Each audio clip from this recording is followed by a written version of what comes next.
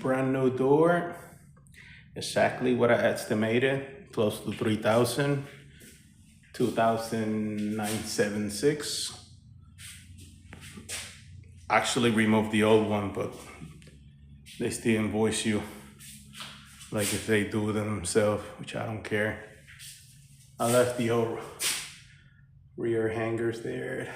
Other than that, everything's new.